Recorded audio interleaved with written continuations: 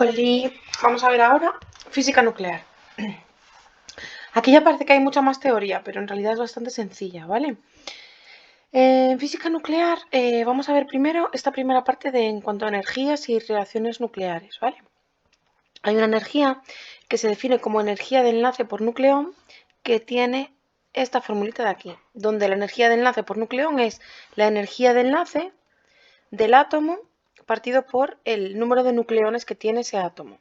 Conviene recordar, por si no os visteis el vídeo de teoría que os colgué en el aula virtual, que todos los elementos químicos, los átomos, se pueden representar con su símbolo. Abajo está el número de protones y arriba está el número másico, que es la suma de protones más neutrones, ¿vale? Y protones y neutrones son nucleones, ¿vale? Por eso, cuando hablamos de energía de enlace por nucleón, hablamos de la energía de enlace dividida entre el número de nucleones. ¿Qué es esto de la energía de enlace? Bueno, la energía de enlace tiene esta formulita de aquí, que se parece mucho a, y de hecho proviene de una formulita de que se llama ecuación de Einstein, que se da en relatividad, ¿vale? La ecuación de Einstein se escribe así. Yo creo que hay gente que tiene camisetas, tatuajes, hay de todo, ¿vale? Es súper archifamosa.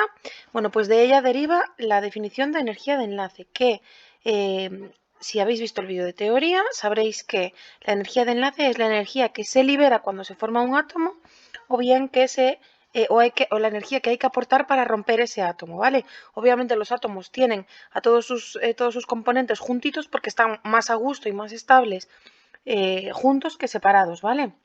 Eso significa que para poder romper un átomo y separarlo en sus partes, hay que aportarles energía y que a la hora de haberse formado, pues se ha liberado energía, ¿vale? En cuanto a delta de M que aparece aquí, el delta de M se define como el defecto de masa, y el defecto de masa, como ya habréis visto en el vídeo que os estoy diciendo, se calcula de esta manera de aquí, ¿vale? Donde Z es el número atómico, MP es la masa de los protones, A menos Z es el número de neutrones, por la masa de los neutrones, y este sería como la masa de todos los componentes del núcleo de ese átomo, pero al restarle la masa experimental del núcleo de ese átomo, resulta que se obtiene un numerito, como si hubiese desaparecido masa por el camino, ¿vale? No me voy a enrollar. Cuando un núcleo es estable, cuando tiene pues una energía de enlace súper alta, pero cuando un núcleo es inestable, con poquita energía que se le aporte, se va a romper, e incluso algunos de manera natural emiten radiactividad, ¿vale? Radiación. La radiactividad natural puede tomar varias formas: radiación alfa, radiación beta, radiación gamma. Y ese tipo de radiación sigue unas leyes, y esas leyes se llaman leyes de desplazamiento radiactivo, aunque también tienen otros nombres, que sean de leyes de desplazamiento de Soddy, Fajans o como se llamen. Bueno, me da igual. Leyes de desplazamiento radiactivo son mucho más fáciles. ¿En qué consisten estas leyes? Bueno, básicamente es como si la radiactividad se pudiese describir como las reacciones químicas, con muchas comillas, ¿vale? Me explico. Cuando tenemos una reacción química, tenemos unos reactivos, ¿no? Entre comillas, y con una flechita por en medio se obtienen pues unos productos, ¿vale? Cuando tenemos cuando se produce radiación alfa, por ejemplo, lo que ocurre es que tenemos un átomo que por alguna razón es inestable y se convierte, al transcurrir el tiempo, se convierte en otro átomo nuevo más una partícula alfa, ¿vale? Las partículas alfa, no sé si lo sabéis, pero son simplemente núcleos de helio, ¿vale? Donde hay 2 protones y 2 neutrones, por eso el numerito que aparece arriba es 4. ¿Cómo se puede deducir esta formulita sin tener que chaparse todas estas fórmulas, que son 4 diferentes? Bueno, pues muy sencillo. Una vez que no sabemos de memoria que una partícula alfa es un núcleo de helio, hay que saber que esto, que es súper importante, que pone aquí a la derecha, que es que Z y A tienen que ser iguales en ambos miembros. De la misma forma que cuando teníamos una reacción química no aparecían ni desaparecían cosas, aquí hay determinados números que tienen que permanecer constantes, ¿vale? Que son la Z y la A. Es decir, que si aquí a la izquierda el átomo de origen tenía un número Z, pues yo que sé, 8, eso significa que aquí esto va a tener que tener Z menos 2, o sea 6, y aquí aparece un 2, de forma que este 6 más 2 dé 8 de nuevo, ¿vale? tienen que mantenerse constantes del lado izquierdo al lado derecho todos los numeritos, tanto la Z como las A's, ¿vale? Lo mismo ocurre con la radiación beta negativa y beta positiva, y lo que hay que saberse de memoria es que en vez de liberarse una partícula alfa o un núcleo de helio, lo que ocurre en la desintegración beta menos es que se libera una partícula beta menos, que se representa así con la letrita del electrón, y que en la beta más lo que se libera es una partícula beta más, que en cristiano sería esto de aquí, un electrón donde hay 0 arriba y más 1 abajo, ¿vale? No le deis más vueltas, con chaparse un poquito estas ecuaciones ya es más que suficiente, ¿vale? No intentéis buscar de dónde carajo sale el electrón si en realidad lo que está modificándose no son los núcleos de los átomos y demás. No nos interesa, vamos al lío. Luego, en la radiación gamma, aunque la preguntan algunas veces, no tiene ninguna chicha matemática porque no hay que hacer cuentas. Si os fijáis, aquí tenemos Z, aquí tenemos Z, aquí tenemos A, aquí tenemos A. Lo único que ha ocurrido es que un átomo que estaba muy cabreado, muy excitado, de ahí este simbolito de aquí, libera simplemente energía, no libera partículas cambiando y modificando su núcleo, sino que lo que hace es continuar con su mismo Z y con su mismo A, pero liberar energía, que sería la partícula gamma esta de aquí, ¿vale? Que no es una partícula, sino que es energía, pero bueno. Luego, en reacciones nucleares, lo que vamos a tener es, igual que antes teníamos energía de enlace, pues ahora cuando se produzcan reacciones nucleares se va a liberar energía o se va a absorber, ¿vale? Esta energía toma la misma forma, tiene la misma fórmula que la energía de enlace, que habíamos definido antes, pero ahora este defecto de masa se calcula como la masa de los reactivos de la reacción menos la masa de los productos. Luego veremos a qué se refiere eso. También veremos que si ese defecto de masa es positivo, esto significa que esa energía es positiva, es decir, que se libera y la reacción es exotérmica. Y si ese defecto de masas es negativo, eso significa que la energía también es negativa, y es decir, que la reacción nuclear para que se produzca tiene que absorber energía, es una reacción endotérmica. Y luego, por último, que ya me estoy enrollando demasiado, decir que cuando tengamos reacciones nucleares se va a cumplir siempre dos principios, que es el de conservación del número bariónico, o en cristiano el número másico, ¿vale? Que es el número de protones más neutrones, y que también se va a conservar la carga, ¿vale? Dicho esto, vamos a la práctica para entender mejor de qué va todo esto. Fijaros, en este ejercicio de energía nuclear nos dice que para el núcleo de uranio hay que calcular el defecto de masa, la energía de enlace nuclear y la energía de enlace por nucleón. Bien, si vamos directamente a utilizar las fórmulas, que es lo que tenemos que hacer, el defecto de masa lo habíamos definido aquí arriba como esta formulita de aquí, ¿vale? Si yo cojo esta formulita de aquí, me dice que el defecto de masa es como la suma de todos los componentes de su núcleo menos la masa de ese núcleo que se ha medido experimentalmente. Lo voy a escribir aquí. Tengo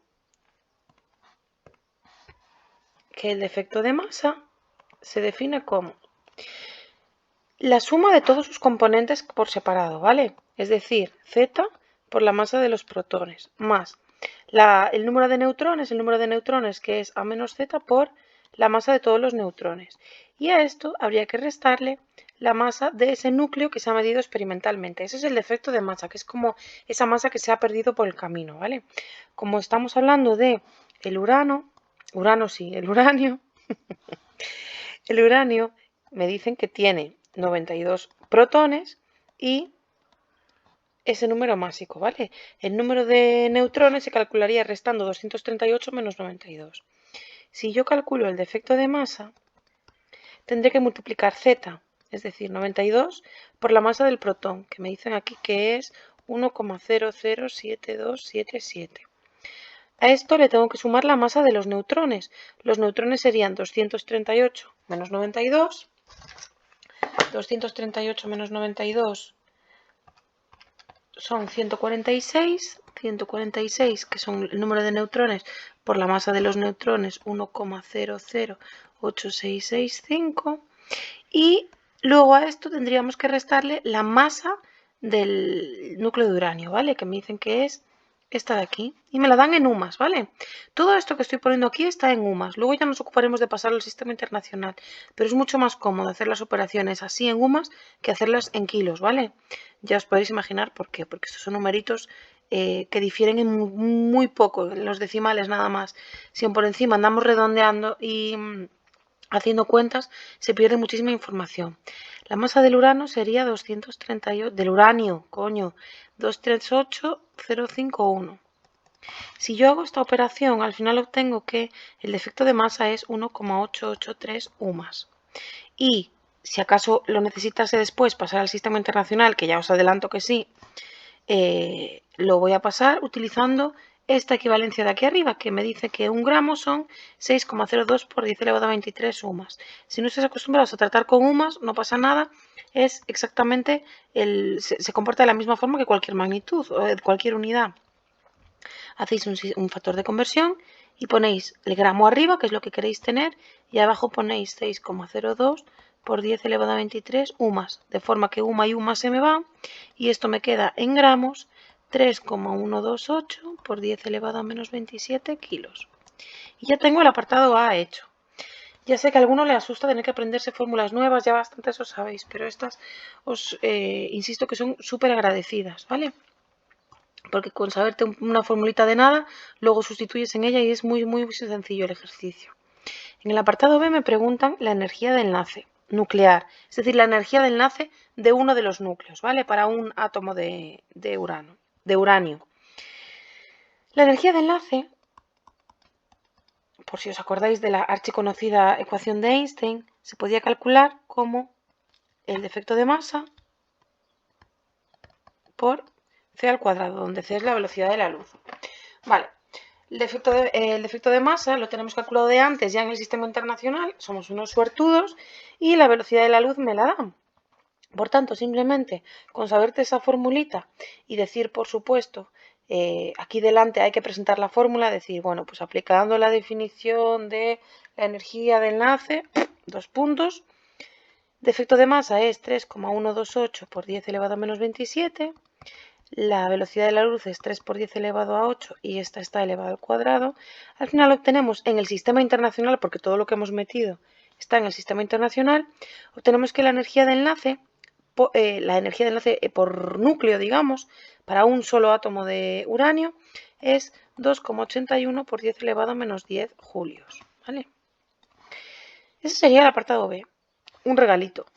Y luego en el apartado C me piden la energía de enlace por nucleón, que es otro regalito, porque la energía de enlace por nucleón, que lo habíamos visto ya antes cuando repasamos la teoría, simplemente se calcula con la energía de enlace sin más, dividido entre el número de nucleones que tiene ese átomo. Recordad que los nucleones son los protones y los neutrones, ¿vale? Que son los componentes del núcleo del átomo. Si yo tengo la energía de enlace, que es 2,81 por 10 elevado a menos 10, esto para un solo átomo de uranio, y lo divido entre todos los nucleones que tiene el uranio, que son 238, y lo meto en la calculadora, me da que esto es 1,18 por 10 elevado a menos 12 julios, y aquí no podemos poner julios a secas, sino que son julios por nucleón. Para hacer distinción entre estos julios por nucleón y los julios correspondientes a un solo átomo, lo normal, lo que se suele hacer es poner en el apartado B, como me preguntaban la energía por núcleo y la energía nuclear, poner aquí esos julios por núcleo, ¿vale? Para hacer un poco de diferencia entre uno y otro. El siguiente ejercicio es similar, pero no es igual, porque ya no estamos hablando, o sea, ahora la reacción esta de la que estamos hablando, uy, ha muerto. La reacción de la que estamos hablando ya no es una reacción de formación de un núcleo, ¿vale? Sino que tenemos una reacción nuclear en toda regla, ¿vale? Una reacción nuclear es, os hago un spoiler, ¿vale? Ya sé que esto es la solución, pero por si acaso nunca visteis ninguna. Una reacción nuclear es una reacción como una reacción química igual, donde simplemente los elementos químicos cambian de un lado a otro, ¿vale? O sea, lo que tenemos es que los núcleos de esos átomos han modificado su número atómico y su número amásico para dar lugar a otros elementos químicos distintos. Pero, como veis, se representa exactamente igual. Estos serían los reactivos, estos serían los productos y hay una flecha por en medio que representa ese cambio, ¿vale? Esa reacción. Nada, la historia es que En el enunciado, si nos fijamos bien, me dicen que el isótopo del boro es bombardeado por una partícula alfa y se produce un átomo de carbono y otra partícula, y que escriba en el apartado A la reacción nuclear.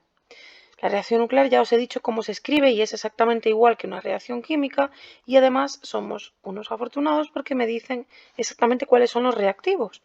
Los reactivos son un átomo de boro, un núcleo de boro, al que se le bombardea con una partícula alfa, ¿vale? Una partícula alfa la podéis representar con la letra griega alfa, pero siempre tenéis, o con el símbolo del helio, ¿vale? En cualquiera de los dos casos siempre tenéis que poner aquí claramente 2 y 4, ¿vale? Porque si no, no vais a poder ajustar esa reacción nuclear. Bien, esto da lugar a cosas nuevas. ¿Qué cosas nuevas? Bueno, pues da lugar a el carbono 6 y 13, que ya me lo dicen en el enunciado, y a otra partícula más misteriosa. Esta partícula más misteriosa, no hace falta sacar ninguna bola de cristal, lo único que tenéis que hacer es utilizar lo que os decía antes de los principios de conservación del número bariónico o del número másico, ¿vale? Aplicando el principio de conservación del número másico del número bariónico, y esto habría que decirlo, ¿vale? Habría que escribir aplicando el principio de conservación, etcétera, etcétera. Vale, aquí voy a poner una partícula que le voy a llamar X, y esa X pues va a tener una Z y una A, ¿vale? Esto va a ser mi incógnita y la voy a llamar así. Si yo aplico el principio de conservación del número bariónico y de la carga, como os dije antes arriba en la parte de teoría, se tendría que cumplir lo siguiente, y es que la suma de todos los zetas que hay a la izquierda tiene que ser igual a la suma de todos los zetas que hay a la derecha. Es decir, que 5 más 2 tiene que ser igual a 6 más z. No han podido desaparecer ni aparecer cosas por el camino, simplemente se han movido de un sitio a otro, ¿vale? Si yo me fijo ahí, obtengo que z tiene que ser igual a 1. Por otro lado, si me fijo en el número másico arriba, tengo que 10 más 4 tiene que ser igual a 13 más a. Esto es súper sencillo matemáticamente. 10 más 4 tiene que ser igual a 13 más a. 10 más 4 son 14, así que a tiene que ser igual a 1, ¿vale? Entonces, ¿de qué partícula me están hablando? ¿Cuál era esa partícula misteriosa? Bueno, ahora que sé cuánto vale su z y su a, tengo que estar un poco espabilada y darme cuenta de que esa partícula, que en realidad solo tiene un protón y ningún neutrón, es exactamente, pues eso, un protón, ¿vale? Si no queréis escribir protón y os dais cuenta, el elemento químico que tiene Z igual a 1 es el hidrógeno, ¿vale? Entonces, esta reacción se podría escribir perfectamente así, denominando a la partícula alfa con su letra griega correspondiente y denominando al protón con la P, pero también se podrían escribir, perdón, con los símbolos de los elementos químicos que corresponden, ¿vale? En este caso pues sería helio, y en este caso aquí pues podríamos poner la H, ¿vale? Es totalmente indiferente. En el apartado B me dice, calcula la energía liberada por núcleo de boro bombardeado. Resulta que la energía liberada en una reacción química ya habíamos visto antes que se podía calcular como, de la misma forma que se calculaba la energía de enlace, pues se puede calcular la energía liberada en una reacción nuclear, ¿vale? Y era esto así, donde el defecto de masa se podía calcular como la masa de los productos, perdón, la masa de los reactivos menos la masa de los productos. Bien, estas masas me las tienen que dar sí o sí, de hecho están como datos por ahí arriba, ¿vale? Fijaros, yo tengo que el defecto de masa será la masa de los reactivos. La masa de los reactivos es la masa del boro más la masa del helio. La masa del boro con sus numeritos más la masa del helio. Y a esto le tengo que restar la masa de los productos, que sería la masa del carbono más la masa del protón, ¿vale? Que también me la dicen por ahí en los datos. Si yo sustituyo aquí todo, obtendré un defecto de masa que estará dado en U más, ¿vale? Aquí me va a dar un numerito y eso va a estar dado en U más. Yo tengo que pasarlo a kilogramos con un factor de conversión para obtener el defecto de masa de verdad, ¿vale? El del sistema internacional. ¿Por qué? Porque para meterlo en la formulita de aquí arriba, donde yo quiero calcular la energía que se libera en esa reacción nuclear, tengo que meterla en kilogramos, ¿vale? Si no, no me va a dar en julios. Una vez que tengo ese defecto de masa calculado en kilos, lo meto aquí, lo multiplico por la velocidad de la luz al cuadrado y obtengo que esta energía liberada es 7,15 por 10 elevado a menos 13 julios, ¿vale? Si queréis hacer aquí un poquito de énfasis en el hecho de que sea por cada átomo de boro, pues ponéis julio por átomo, ¿vale? Pero no sería necesario. En el apartado C, que tiene un poquito más de chicha, tenemos un problema. Y es que hay que saber un pelín de cosas de química o recordarlas, ¿vale? Porque me preguntan la energía liberada cuando lo que tengo es 1 gramo de boro.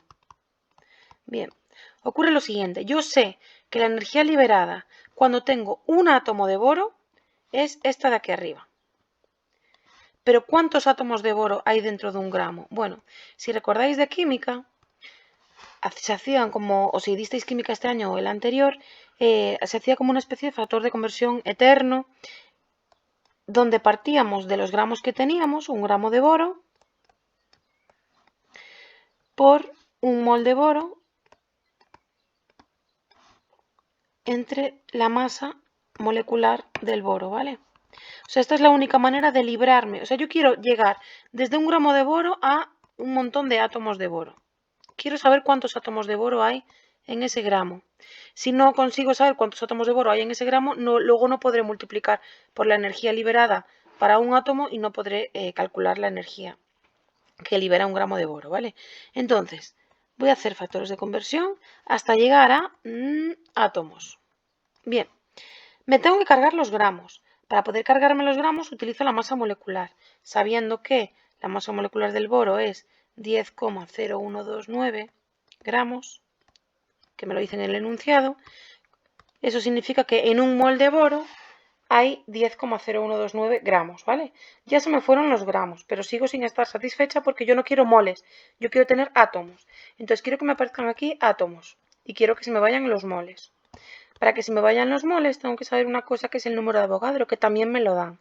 Porque yo sé que en 1 mol caben 6,02 por 10 elevado a 23 átomos en este caso de boro, ¿vale? Si yo hago todas las cuentas, obtengo que aquí hay 6,01 por 10 elevado a 22 átomos de boro.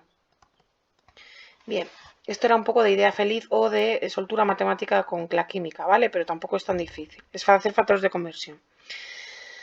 En cristiano, si yo de un átomo de boro puedo sacar toda esta energía de aquí, en tantos átomos de boro podré sacar la energía que me piden, ¿vale? ¿Qué pasa? Que yo esto lo acabo de decir como si fuese una regla de 3, pero en segundo de bachiller usar reglas de 3 está muy feo, muy feo, muy feo, ¿vale?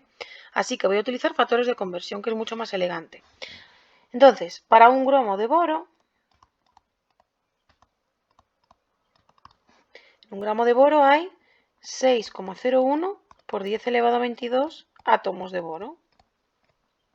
Y si yo sé que para un átomo de boro se liberan 7,15 por 10 elevado a menos 13 julios, ¿sí?